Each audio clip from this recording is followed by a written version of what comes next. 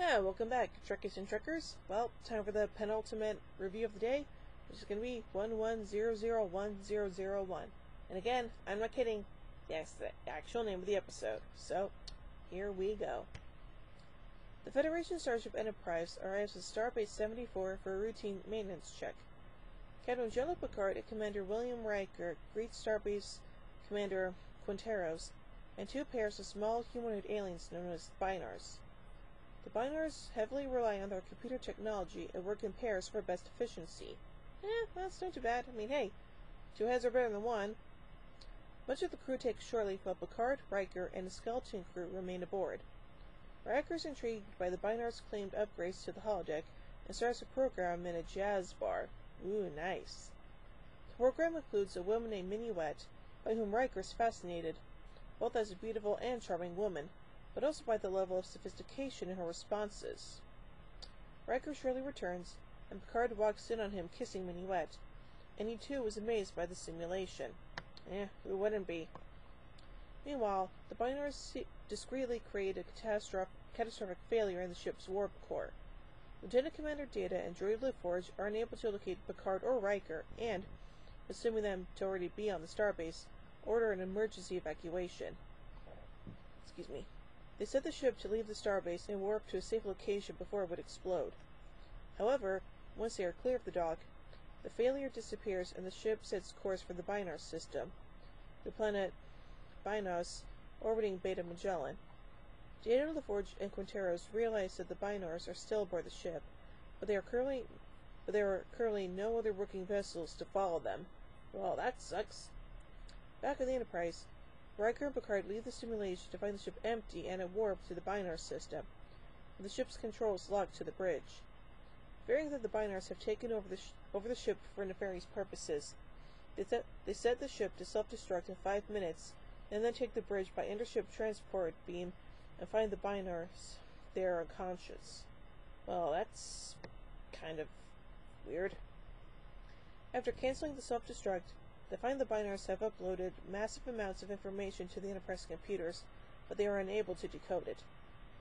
Realizing that Minuet was purposely created by the Binars as a distraction, Picard and Riker ask the simulation about what is going on as the ship nears the orbit of Binar. Minuet explains that a star near the Binar homeworld had gone supernova, and the EMP it emitted would knock out their computer systems, effectively killing the Binars. Well, that's not good.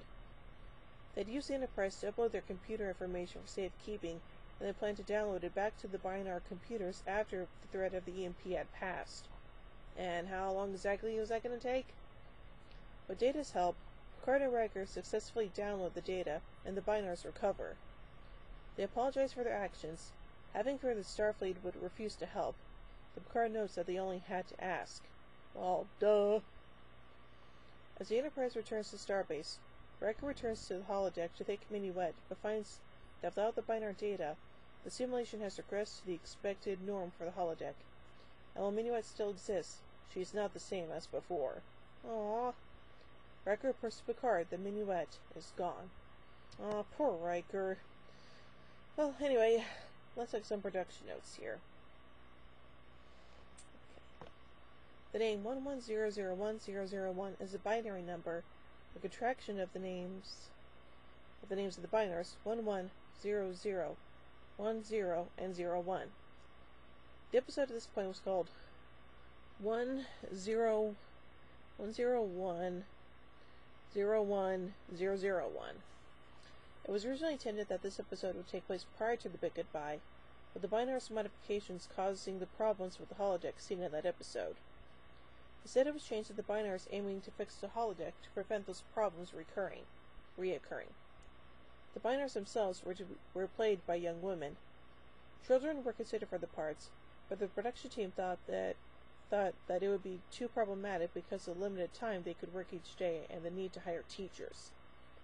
Each actress was required to wear extensive makeup, which was created by makeup supervisor Michael Westmore.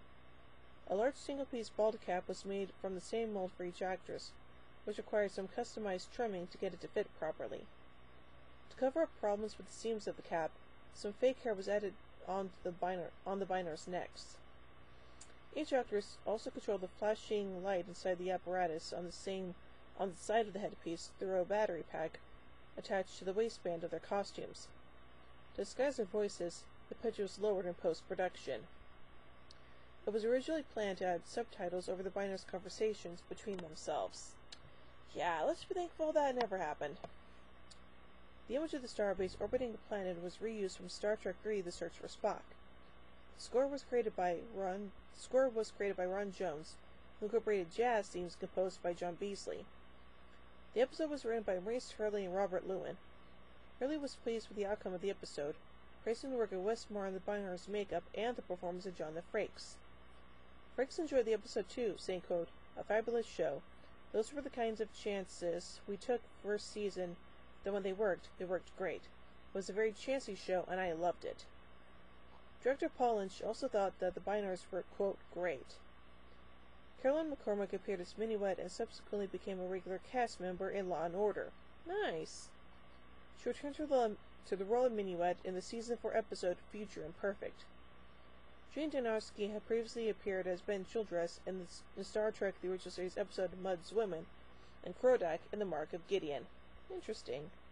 So, overall, I thought this episode was pretty enjoyable, none the least, and the Binars are actually pretty interesting characters, and I would have loved to have seen them again in the series, but sadly that never happened. So, overall, I give 11001001 4 warp cores out of 5. Well, join me soon for the final episode review of the day. Too short a season. So, until then, live long and prosper, everybody.